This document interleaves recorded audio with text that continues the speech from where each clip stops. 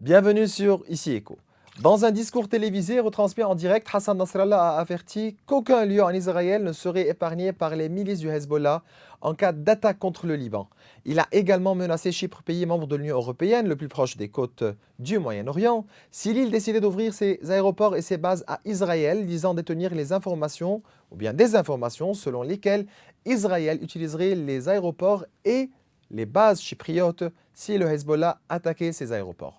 J'ai lu les commentaires du chef du Hezbollah et je tiens à dire que la République de Chypre n'est impliquée d'aucune façon dans cette guerre, a rétorqué dans un communiqué le président chypriote. Le secrétaire général du Hezbollah, Hassan Nasrallah, a présenté une démonstration de force visant à montrer l'ampleur des capacités de son parti, qui, selon lui, est préparé pour le pire des scénarios. L'invasion de la Galilée reste envisageable en cas d'escalade du conflit, selon Nasrallah. Pour appuyer sa thèse, Nasrallah s'est évertué à détailler les ressources humaines, militaires et stratégiques du Hezb, qu'il a estimé être plus grandes qu'elles ne l'aient jamais été.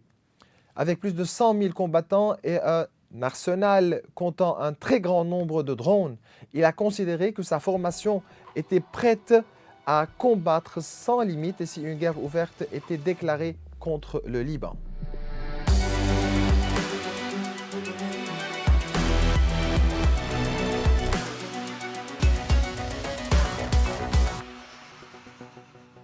Et bien voilà, durant cet épisode, nous nous pencherons sur les nouvelles menaces lancées par le secrétaire général du Hezbollah, Hassan Nasrallah, contre Chypre et les conséquences possibles sur le Liban et les Libanais, leur investissement sur l'île voisine. Ainsi, nous nous pencherons sur la guerre au sud et les résultats de la dernière visite de l'envoyé présidentiel américain Amos Hochstein à Beyrouth, et cela avec le membre du bloc parlementaire de la République forte, Pierre Bourassa. Monsieur Bourassa, c'est un plaisir de vous recevoir. Tout le plaisir est pour moi, je vous salue et je salue vos spectateurs. Merci. Je commence directement par le fameux discours de Hassan Nasrallah. Une ouverture des aéroports et des bases chypriotes à Israël pour cibler le Liban signifierait que le gouvernement chypriote est partie prenante de la guerre. Vous dites quoi à propos du discours de Hassan Nasrallah? En fait, ce que Hassan Nasrallah a fait, c'est qu'il a donné la réponse très claire à ceux qui disent qu'il faut arrondir les angles, que les choses vont passer, qu'il ne faut pas aller à des positions assez radicales face à lui. Alors, voyons le schéma global. Il a couvert toutes sortes de corruption dans le pays. Cela a mené à l'effondrement économique et social que l'on connaît. En plus de cela, il a exporté 600 millions de cachets de Captagon, dont 400 millions en 2 ans. 400 millions en 2 ans, 200 millions par année. Très bien. Ça a arrêté les exportations libanaises vers les pays du Golfe, ce qui a étouffé complètement tout ce qui est production, exportation, etc. Et a mis à la rue des centaines et des milliers de personnes qui comptaient sur l'export, qui ramène des dollars. Très bien. Ça ne s'est pas arrêté là. La guerre dans le Sud, il s'est engagé dans cette guerre-là, du moins sans le consentement de qui que ce soit, et à plus grande raison, c'est plus forte raison, le gouvernement libanais qui représente le peuple libanais, ou le Parlement dont je fais partie, qui représente tout le peuple libanais. Cela a évidemment eu une influence catastrophique, une conséquence catastrophique sur les habitants du Sud, mais pas que. Au moins, on peut parler du recul de tous les indicateurs économiques dans le pays, tous. Le produit intérieur brut, la croissance évidemment, le chômage, etc. Tous les indicateurs évidemment avec ses conséquences économiques et sociales. Et maintenant, la nouvelle crise Là, avec je Chypre. vais arriver à votre Oui, question. et l'Union européenne, mais certainement. je voulais Chypre est membre de destiner l'Union le européenne. cadre. Alors, à ce niveau-là, comme il vit dans l'impunité la plus totale, il se permet tout. Alors, il a poursuivi les Libanais qui vont à Chypre, ou bien pour se protéger de cette guerre qu'il a lancée d'une manière unilatérale, ou bien pour sortir de l'impasse économique actuelle dans le pays. Alors, ils sont partis par centaines, par milliers, investir à Chypre, ou bien acheter des appartements, ou plus que cela, construire, etc. Certainement. Alors, Aujourd'hui, Chypre accueille des centaines, des milliers de Libanais. C'est clair. Des centaines de Alors, Libanais. en contrepartie, ce qu'il a fait, c'est poursuivre ces gens-là, après avoir ruiné l'économie du pays, les poursuivre, ces Libanais-là, là où ils ont trouvé refuge économique et sécuritaire. Alors, tout cela démontre que tant qu'on laisse le Hezbollah faire ce qu'il veut faire sous le prétexte de réel politique, on voit la dégradation totale. Ce qui s'est passé avec Chypre, c'est quelque chose de littéralement inadmissible, c'est criminel carrément. Et c'est inadmissible également qu'il menace un pays ami qui a accueilli des milliers, des centaines de milliers de Libanais pendant la guerre, qui continue à le faire. Et tout cela sans demander l'autorisation ou l'avis de qui que Mais ce est-ce qu'il soit. est conscient des conséquences? À mon avis, oui. À mon avis, Donc c'est il est planifié. conscient, absolument, et il s'en fout. Ah. Et il s'en fout réellement. Pourquoi? Le Liban n'est qu'un détail pour lui, comme Mahmoud Zahar avait dit pour la Palestine il n'y a pas longtemps, en pleine guerre de Gaza, que la Palestine, c'est un détail. Ce qu'il veut, c'est éliminer les frontières entre les pays musulmans, appliquer la charia, prendre le pouvoir, etc. Et c'est exactement pareil pour le Hezbollah et à sa tête Hassan Nasrallah. Alors, ce que je voudrais comprendre, c'est de quel droit qu'il dépasse. Ce n'est pas lui qui disait Jay Shab Muqawama, armée, peuple et résistance. Est-ce qu'il a demandé son avis à l'armée? Pas du tout. Est-ce qu'il a demandé son avis au peuple, que ce soit à travers le gouvernement ou le Parlement? Pas du tout. Alors ça, c'était un gros mensonge pour garder ce qu'il appelle lui-même résistance, qui n'est pas une résistance. Quelle est la différence entre résistance contre Syriens, armés au Liban, et la résistance contre Israël? Pourquoi accepter cette résistance et refuser la résistance contre Israël? Je n'ai pas dit qu'on refuse la résistance contre Israël, pour commencer. Mais j'ai dit que c'est l'affaire du gouvernement et pas une affaire unilatérale. Le gouvernement, l'armée libanaise est capable aujourd'hui de faire la guerre avec Israël? Évidemment, parce qu'il a, de défendre les frontières. auprès du gouvernement, là j'aurai une petite parenthèse pour dire à quel point c'est honteux le silence du gouvernement par rapport à la menace. J'avais une question. Et on peut dire aussi par rapport à la guerre du Sud. Ce silence est honteux, ça démontre qu'il n'y a pas d'homme d'État. Ça veut dire qu'on n'a pas de chef du gouvernement, et je m'adresse très clairement à Najib Mikati, et non pas à Abdallah Bouhabib, ministre des Affaires étrangères. C'est le devoir de Najib Mikati de protéger les relations du Liban avec le monde, et entre autres ici avec Chypre, et le monde occidental et surtout l'Europe, cette démission totale du gouvernement d'une part, mais surtout du chef du gouvernement. En principe, ça devrait le mener à être limogé, mais comme aujourd'hui on ne peut pas le faire parce que c'est un gouvernement d'expédition des affaires courantes, il faut tout faire pour dénoncer Najib Mikati, son silence qui est de deux choses. Certainement, permettez-moi. Je vais juste terminer à propos de la réaction du gouvernement. D'accord, mais il n'y a pas de réaction. Mais parce que dans un bref communiqué qui ne mentionne pas Hassan Nasrallah, le ministère libanais des Affaires, ou bien le ministre libanais des Affaires étrangères, Abdallah Bouhabib, a affirmé que les relations libano-chypriotes reposent sur une longue histoire de coopération diplomatique et que le dialogue bilatéral se poursuit au plus haut niveau pour discuter des questions d'intérêt commun. Il n'ose même pas mentionner le nom de Hassan Nasrallah dans ce communiqué. Tout à fait, être sachant la réaction du gouvernement? Je ne me satisfais pas de la déclaration d'Abdallah Bouhabib, de un.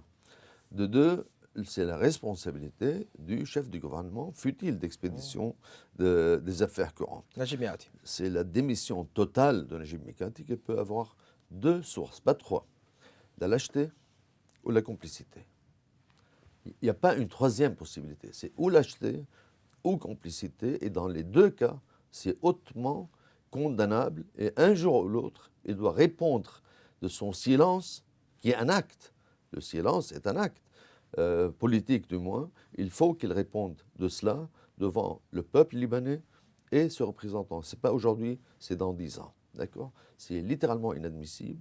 C'est se soumettre au dictat du Hezbollah avec une lâcheté et une irresponsabilité qui est littéralement inadmissible. Maintenant, s'il y a des gens qui font leurs propres calculs, j'ai de l'argent, je vais quitter dans peu de temps, il faut que je pense à mon avenir en termes de business, en termes pécuniaires, etc. Ce n'est pas une attitude d'homme d'État, c'est littéralement scandaleux, je ne veux pas dire inadmissible, non, il faut aller beaucoup plus loin que cela, c'est scandaleux, c'est inacceptable, et un jour ou l'autre, il faut demander des comptes à celui ou à ceux qui ont démissionné de leur responsabilité nationale qui doit être littéralement sacrée, surtout en ce moment-là. Ce discours aussi a déclenché une nouvelle crise, et cette fois, ce n'est pas seulement avec Chypre, mais avec l'Union européenne. Chypre est membre de l'Union Absolument. européenne. Donc, on Absolument. s'attend à quoi? On s'attend, on ne sait pas à quoi. S'il y a des sanctions, ça va toucher tout le peuple libanais, tous. Mm. Que ce soit encore les exportations vers l'Europe, que ce soit une crise politique, non pas diplomatique. Là, on ne parle pas de diplomatique, on parle de menace. Alors c'est une réelle crise politique. Et Hassan Nasrallah a isolé le Liban du monde en gardant quelques passerelles, mais isolé du monde littéralement, politiquement et économiquement du moins. Et là, il y avait encore une situation presque gérable avec l'Europe à cause du Hezbollah et ses agissements et ses exactions dans la région. Là, il est en train de fermer la dernière porte de secours pour le peuple libanais, qui est historiquement proche de l'Europe, culturellement, économiquement, etc. Et ça, d'une manière unilatérale, parce qu'unilatérale, c'est entre qui et qui d'ailleurs? C'est entre l'Iran et le reste du monde. D'accord? Hassan Nasrallah n'a rien dit. Parlons impact Il économique. est l'écho Oui. de ce que l'Iran souhaite. Parlons aussi de l'impact économique de ce discours, de cette nouvelle crise avec Chypre, avec l'Union européenne, suite à une longue période de crise aussi avec le Golfe, les pays du Golfe, etc. Donc, aussi, l'impact économique, l'ampleur de cet impact serait bien lourd. Au niveau économique, parlons de niveau économique, sachant que ça ne résume pas en fait la catastrophe actuelle. Et si on va parler d'impact économique, il faut parler de l'impact direct et de l'impact indirect. Alors, en deux mots, l'impact indirect, il se chiffre déjà, par rapport à ce qui se passe dans le Sud, par milliards de dollars. Milliards. Comme je vous ai dit, tous les indicateurs sont passés au rouge. Tous, sans aucune exception, et sont dégradés entre 15% et 25%. Alors ça, c'est le premier impact économique. Maintenant, en termes d'impact économique direct, je vais faire un parallèle rapidement par rapport à ce qui s'est passé avec tous les pays du Golfe, sans aucune exception, à cause des drogues. Le Liban exportait 3 milliards de dollars. D'accord? 2 milliards de dollars sur les 3 milliards vers les pays du Golfe. Ensuite, une bonne partie vers la Turquie qui est du fer recyclable. Alors, aucune valeur ajoutée pour l'économie ou l'industrie libanaise. Bref, je vais passer aux 3 milliards de dollars, 2 milliards vers les pays du Golfe. Les 2 tiers de l'exportation. Ça s'est arrêté du jour au lendemain. Alors, 2 milliards de dollars qui ont... Et on se demande pourquoi. Le Captagon, pour commencer par le Captagon. Alors, ça a ruiné les exportations avec les conséquences directes ou semi-indirectes, c'est-à-dire plus de chômage et surtout moins de devises. Alors, quand Hassan Nasrallah dit qu'il y a un embargo de devises sur le Liban, c'est un mensonge, c'est un mensonge éhonté. Tout ce que tu as fait en tant que Hezbollah a mené à assécher le pays des revenus. Alors, ça, c'est l'Europe aussi. C'est-à-dire, exportation, moins 2 milliards. Parlons de tourisme. Il y a deux sources de tourisme au Liban. C'est les Libanais qui viennent de l'étranger et les pays du Golfe. Alors, les pays du Golfe ont arrêté, le tourisme s'est effondré. On peut parler de tous les indicateurs qui sont les investissements, les dépôts. Tout cela s'est arrêté. Investissement, dépôts, tourisme et exportation, ça a asséché le Liban et c'est une cause principale, voire essentielle, la première cause de cette dégradation de la situation économique et politique et sociale au Liban. C'est exactement ce qu'il est en train de reproduire, mais à l'échelle européenne. On parle là de 27 pays, parce que la Grande-Bretagne a quitté le Brexit, comme tout le monde le sait d'abord, il n'y a pas que vous et moi. Alors, il reste 27 pays européens et ils menacent, et dans ces 27 pays européens, il y a des centaines de millions de Libanais qui l'exposent à un réel danger. Pourquoi? Pour faire l'écho de la position de l'Iran, pour donner une carte supplémentaire à l'Iran dans les négociations. Face à un silence, ce gouvernement. Total. Éhonté. Un communiqué de presse. Là, je veux dire quelque chose, pour être très précis. C'est honté, on est d'accord. C'est irresponsable, on est d'accord. Lâcheté ou complaisance, on est d'accord. Mais surtout, il faut utiliser le terme qu'il faut. C'est un crime. C'est un crime contre le peuple libanais. Le crime peut être économique, et c'est économique. il peut être moral, diplomatique, politique, et c'est moral, diplomatique. Donc vous voulez me dire, Les la deux. réaction du gouvernement et le discours de Hassan Nasrallah, 2 points, c'est un crime contre les Libanais. Sans Les aucun deux. doute, sans aucun. Mm. En fait, je vais juste rectifier un tout petit peu, si vous le permettez. C'est pas la réaction, c'est la non-réaction. C'est la non-réaction. Oui, ça C'est c'est clair. principalement ça. Mais c'est un acte par défaut. Mm. Il y a des actes par action et il y a des actes par défaut. Et comme vous le savez, lever la voix, prendre une position, c'est un acte politique également. Certainement. Donc Chypre a été un refuge pour les Libanais pendant des années lorsque le pays faisait face à des problèmes. Encore une fois, donc le Hezbollah implique le Liban et les Libanais dans des conflits qui ne le concernent pas. Cette violation de la souveraineté du Liban a détruit le pays et l'avenir de ses habitants. Les Libanais ne veulent pas la guerre, ils veulent vivre. Comment arrêter la guerre au sud? Pour le moment, il n'y a quasiment aucun moyen, parce que c'est une guerre entre l'Iran et Israël, et on n'a de levier ni sur l'un ni sur l'autre. Et là, je vais vous donner quelques éléments, d'ailleurs, de la gravité, évidemment, de la situation. Oui. L'Iran a demandé au Hezbollah de déclencher la guerre dans le sud. Dès qu'on arrive à une dimension stratégique, le Hezbollah n'existe plus. Il revient une part intégrante des gardiens de la révolution. Tant que c'est à froid, former un gouvernement, etc., ils ont libre cours à 100%. Mais dès que ça touche à la dimension stratégique, il n'existe plus. Et on sait que l'Iran a poussé l'Irak à réagir. Ses hommes en Irak, c'est une énorme partie du peuple irakien aujourd'hui. On espère que ça ne va pas durer. Il y a une réaction minime en Syrie, parce que la Syrie veut encore une fois, comme l'Iran d'ailleurs, se battre jusqu'à ce que le dernier Libanais meure. Hein. On dit peuple, armée, résistance. Ben, est-ce que l'Iran a un peuple, une armée, une résistance? Oui, mais qu'il se batte lui-même, avec ses moyens. Ensuite, le Liban, on a vu ce qui s'est passé, mais il y a un indicateur très important, qui est le Yémen. L'Iran est en train d'asphyxier l'Europe, tous les pays arabes et la Turquie en bloquant Bab el-Mandeb, la mer Rouge et le canal de Suez. Maintenant, ce qui est lamentable aussi, c'est aucune réaction de ces trois entités que j'ai signalées. Mais tout ça pour dire quoi? L'Iran est en train d'améliorer ses capacités de chantage sur le monde. Le Liban en fait partie. Ce ne sont qu'une carte entre les mains de l'Iran pour négocier la situation régionale aujourd'hui. Est-ce que la visite de l'envoyé présidentiel américain Amos Hochstein à Beyrouth s'est soldée par un échec?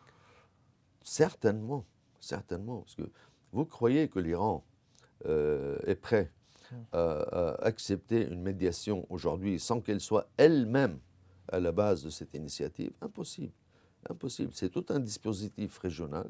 Maintenant, son arme principale, c'est le Hezbollah, entraîné, formé, financé pendant une quarantaine d'années. Et comme j'ai dit, soudain, les Houthis ont commencé à prendre un rôle très important à 2 niveaux. Premier niveau, on l'a cité, c'est défier toute l'Europe, les pays arabes et la Turquie, d'accord. Mais il y a un deuxième niveau qui est lancer des missiles qui sont 123S, qui atteignent 2200 km. Et les Houthis qui sont impossibles à détecter, à détruire, etc., ont maintenant une capacité, parce que l'Iran a mis ses missiles, à D'attaquer vrai dire, tous les navires aujourd'hui, toutes les flottes. mais il y a 2 choses. Les navires, d'une part, je vous ai dit, ça met en péril l'économie, ça impacte l'économie mondiale de l'Europe. C'est énorme. Ouais. L'Europe, 27 pays. La Grande-Bretagne, ça fait 28. Les pays arabes, ça fait 24. Et la Turquie. Ils sont en train de défier. Et le côté sournois dans ça, je dirais même intelligent, c'est que, même si c'est criminel, c'est qu'ils ont mis une pression par leurs missiles, etc., fournis par la Corée du Nord via l'Iran. Ils ont attaqué des bateaux. Maintenant, qui étaient leurs complices? Et ça, c'est le côté malin, mais vraiment malin dans l'affaire. Leurs complices, c'était les compagnies d'assurance. Ils ont dit, si vous voulez passer par le canal de Suez, même pas, on ne couvre plus. On ne couvre plus. C'est un acte de guerre, mais on ne couvre plus. Alors, c'est ce qui fait que tous ces pays que j'ai mentionnés, parmi les pays les plus puissants au niveau mondial, quand on parle France, Grande-Bretagne, c'est P5, et c'est 2 puissances nucléaires et 2 marines parmi les 4 marines réelles dans le monde, Amérique, Russie, Britannique et Français. Ils ont défié tout cela et Maintenant, il faut qu'il passe par le Cap de Bonne-Espérance pour remonter vers l'Europe. Mm. Et ça va retarder la livraison en Europe de 4 semaines et ça va multiplier par 4 ou 5 les frais de transport. Maintenant, ce qui est lamentable, Mm. c'est qu'il n'y a pas de réaction. Donc vous voulez me dire que c'est impossible jusqu'à nouvel ordre hein, d'arriver à un cessez-le-feu sur la frontière israélo-libanaise entre le Hezbollah et l'armée israélienne. Et de plus, vous ne pouvez pas me garantir que on va pas avoir une guerre. Absolument Donc pas. l'élargissement des combats, etc. Personne ne peut garantir qu'il n'y aura Ah, pas une guerre pour maintes raisons. La première, je vais passer rapidement là-dessus, c'est la carte entre les mains de l'Iran. Et on sait mm. tous que l'Iran ne négocie pas facilement. Maintenant, dans cette situation, qu'est-ce que l'Iran, qu'est-ce qu'ils peuvent Donc on peut offrir à s'attendre à une l'Iran? nouvelle guerre au Liban. Absolument. Et je vais vous dire pourquoi. Les deux acteurs, disons le Hezbollah, l'Iran. Israël, disons le Hezbollah, d'accord? Mais quelle est leur posture aujourd'hui? Quelles sont leurs positions et quels sont leurs actes? Israël est dans une guerre globale à Gaza avec toutes les pertes humaines inadmissibles, etc. Et le Hezbollah, est-ce qu'il donne un seul indicateur qu'il va trouver un positionnement commun, une intersection avec Israël pour calmer le jeu? C'est impossible aujourd'hui. Ce qui fait, mais la question, est-ce que ça va passer au Liban à grande échelle? La situation est tellement grave qu'on voit tous les émissaires, entre autres américains, pour dire quoi? Et j'étais récemment au Qatar et en France et en Belgique. Belgique, c'est-à-dire l'Union européenne. Et récemment, la semaine dernière, en Grande-Bretagne aussi. Et tous ne sont pas inquiets, ils sont quasiment sûrs qu'il va y avoir la guerre. Ils sont en train de nous mettre en garde hein, que lorsque vous êtes assis sur un baril de poudre, ne jouez pas avec le briquet. La guerre, disons qu'il n'y a pas d'intention de guerre, disons. Est-ce que ça peut déraper? Mais à travers l'histoire, toutes les grandes guerres ont commencé par un dérapage. Surtout, par exemple, la Première Guerre mondiale, l'assassinat du grand-duc Ferdinand et le résultat, 15 millions de morts. D'accord? On sait où est-ce que la guerre commence, toujours avec un plan politique, militaire, moyen, l'ennemi, qu'est-ce qu'il a, etc. Dès qu'il y a le premier coup de feu qui est tiré, prenez par exemple la guerre du Liban, c'est très simple. Premier coup de feu tiré, ça devient un asile psychiatrique.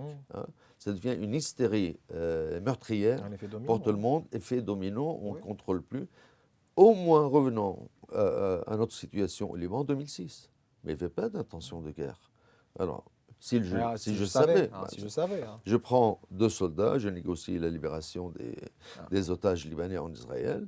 Et voilà. Le calcul était faux. Voilà, le calcul complètement faux.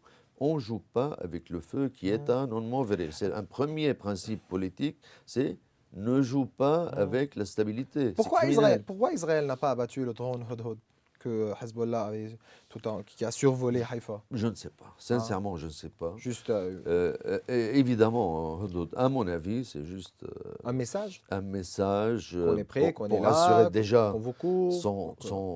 son électorat, son public, son soutien populaire. C'est pour leur dire, voilà notre capacité d'action. Je ne sais pas quelles sont les qualités de d'autres. Est-ce qu'ils volent à bas, haute altitude?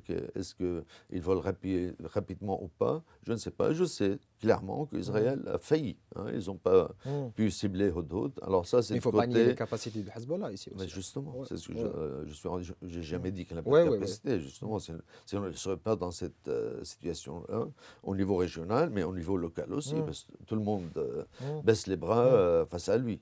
Alors, ce qui compte pour moi avec Hudhud, je reviens à la théorie de base. Min kallafak, qui est-ce qui t'a confié la capacité de plonger le Liban dans une guerre?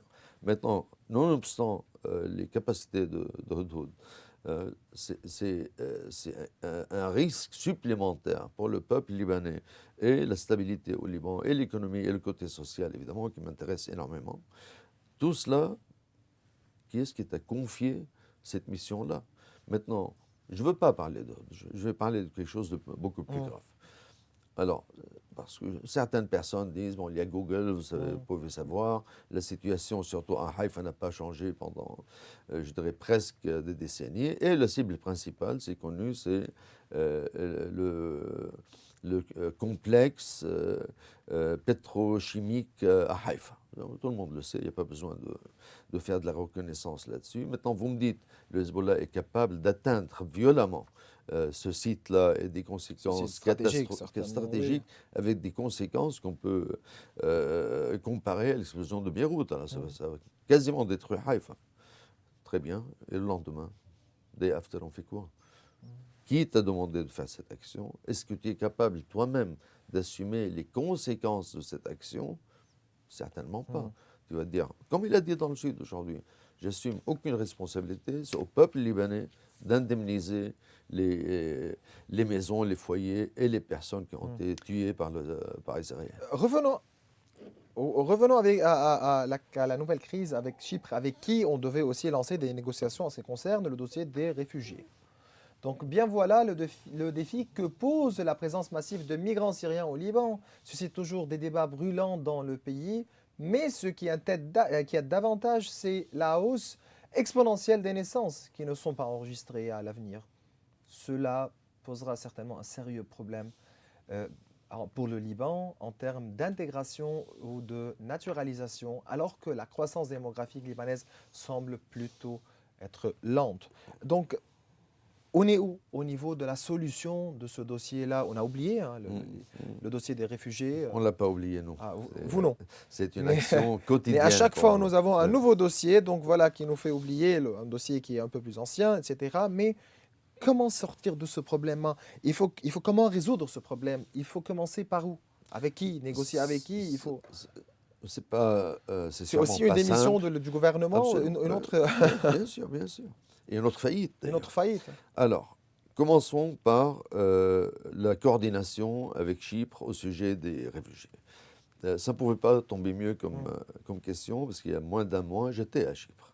Et on avait une réunion chypriote, grecque, turque, allemand. D'accord? On était 5. Pourquoi les Allemands? Parce que ce sont les premiers donateurs pour les réfugiés syriens au monde, quoi. Et surtout au Liban. Alors, les Chypriotes sont inquiets par rapport à ce qui se passe. Et c'est leur droit. D'accord? Par contre, ce qui s'est passé avec les Chypriotes et les Européens, les Chypriotes sont 800 000. D'accord? Les Européens sont 774 millions. En Union européenne, il y a, jusqu'à présent, c'est 0,1% de la population européenne sont des réfugiés syriens. D'accord? À Chypre, c'est 1%. On est d'accord. Un peu moins, dire. Alors, ils se sont affolés. Et c'est leur droit. C'est presque leur devoir vis-à-vis de leur peuple. D'accord? Pour essayer de contenir de cela. Et on sait tous que le président chypriote s'est déplacé 2 fois au Liban à ce sujet-là. Maintenant, là, ils sont encore plus inquiets, les Chypriotes, juste soit signalé au passage, c'est ils en étaient ravis. Et moi, j'ai toujours gardé d'excellents rapports avec les Chypriotes. Ils étaient ravis, entre guillemets, silencieux, que la filière passait de la Turquie en Bulgarie pour l'Europe. Alors, ils n'étaient pas sur le chemin de l'émigration des Syriens. La donne a changé, d'accord? Il y a une nouvelle filière, maintenant plus importante que la filière turque, qui passe par les bateaux de la mort à Chypre. Et une fois ils sont inscrits à Chypre, ça veut dire qu'ils sont inscrits dans l'Union européenne. Donc ils ont accès à l'Union européenne. Absolument. Alors, la réaction principale de Chypre, bien sûr, une action diplomatique, mais en plus de cela, les Chypriotes et les Grecs ont fait une sorte de bouclier maritime pour empêcher les Syriens d'arriver, qui est plus ou moins efficace. C'est jamais efficace. On sait ce qui se passe entre l'Afrique du Nord et l'Italie, entre autres, et la France. D'accord? Alors, quand ils interceptent une embarcation sans se poser de questions, ils ne sont pas encore sur le territoire chypriote, tout de suite au Liban. Ni en Syrie, ni en Turquie, tout de suite, ils sont envoyés au Liban. Alors, les Chypriotes, les Européens sont directement impactés par cela. Leur réaction, c'est de ramener les Syriens au Liban et tous ceux, les stratèges géniaux au Liban qui disent on va les embarquer et les envoyer. D'abord, j'ai fait mes calculs, c'est 10 000 embarcations qu'il nous faut pour se débarrasser de 2 millions de réfugiés syriens. La plus grande armada de l'histoire, d'accord? Ça, c'est un côté. De deux, ça va faire un appel d'air des Syriens vers le Liban pour prendre, passer en ces Europe. réseaux-là. D'accord? S'il y a 10% qui partent, c'est bien, 90 vont Qui rester. hein. Alors c'est littéralement, bon, c'est immoral, c'est criminel, tout ce que vous voulez, bien sûr. Mais c'est complètement contre-productif pour le Liban. Alors, mais Hassan Nasrallah aussi a bien annoncé ou bien a demandé d'ouvrir les frontières maritimes pour envoyer les Syriens par bateau à Chypre je suis et à l'Union européenne. entièrement d'accord avec lui, entre guillemets, s'il peut trouver 10 000 embarcations. S'il ne trouve pas 10 000 embarcations.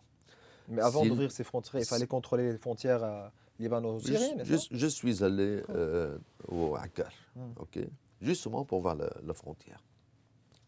L'armée a un nombre important dans le nord, de 1. Ils ont, à mon avis, je les ai vus de mes propres yeux, les meilleurs moyens techniques d'observation. Les Mirators ont été construits par les Britanniques. Et l'installation qui coûte des millions de dollars, mais des millions de dollars, installée par les Américains. Alors techniquement, on ne peut pas être à jour comme on l'est maintenant. Malheureusement, l'armée... on doit avoir une décision politique. Oui, il y a entre guillemets une décision politique. Et je vais revenir à la non-décision politique aussi. Alors, l'armée, enfin, je ne vais pas dire ne fait pas son travail, disons au moins, son travail est loin d'être suffisant. Et j'ai vu les vidéos pour les passages quotidiens, par milliers. Hein, et ils payent à qui? À la 4e division, commandée par Maher Assad. Ils payent entre 1 000, 1 500, 2 000 dollars pour venir au Liban. Ça veut dire que ceux-là ne vont pas revenir. Quand ils payent autant d'argent, ils ne veulent pas revenir. Ils veulent peut-être embarquer vers l'Europe ou bien rester ici. Probablement, ils vont rester ici. Alors, tout doit commencer à ne plus parler des réfugiés syriens au passé. C'est quotidiennement que cela arrive avec quasiment aucun contrôle de ce flux de réfugiés. Maintenant, vous m'avez posé la question, qu'est-ce que le Liban peut faire? Il me reste 2 minutes, c'est ça? C'est pour ça. Il y a déjà l'action soutenue, c'est juste appliquer la loi, par les municipalités. Cette action, on a été un fer de lance dans cette action, tout notre peuple le sait. Ça, c'est en train de donner des fruits. Dans quel sens? Il sort les réfugiés de leur zone de confort, sans violence, évidemment, mais on n'applique que la loi. On n'a pas d'instrument à part la loi. Maintenant, la faillite totale du gouvernement, c'est arrêter le financement des réfugiés syriens au Liban, et je l'ai dit dans les médias plusieurs fois, le Meshahej Bouifel, celui qui n'est pas content des mesures souveraines libanaises, qu'il plie bagage et qu'il rentre chez lui, que ce soit une organisation des Nations Unies, que ce soit UNHCR, des NGO, que ce soit les donateurs, des ONG, etc. Les ONG et les organes des Nations Unies, ils n'ont pas un centime. C'est les donateurs qui mettent l'argent. Je tape sur la table et je finis là-dessus. Notre Premier ministre, notre cher Premier ministre, enfin pas très cher, il devait aller à Bruxelles. J'étais moi-même le jour de la conférence, j'étais à Bruxelles, la grande manif que nous avons faite. Il n'y est même pas allé. Quand il dit je vais taper sur la table, va taper à Bruxelles, pas dans ton bureau. C'est pas aussi urgent. C'est criminel. Il faut que ça soit fait il y a 3 ans. Même pas aujourd'hui, même pas demain. Bien voilà, c'est toujours un plaisir de vous recevoir, Pierre Bourras, et vous êtes membre du bloc parlementaire de la République forte. Grand merci, c'est toujours un plaisir d'être avec vous et de savoir qu'il y a vos spectateurs qui regardent l'émission. Merci. Bien voilà, mes chers téléspectateurs, nous arrivons à la fin de cette émission. Vous pouvez revoir tous nos épisodes sur nos réseaux sociaux. Au revoir.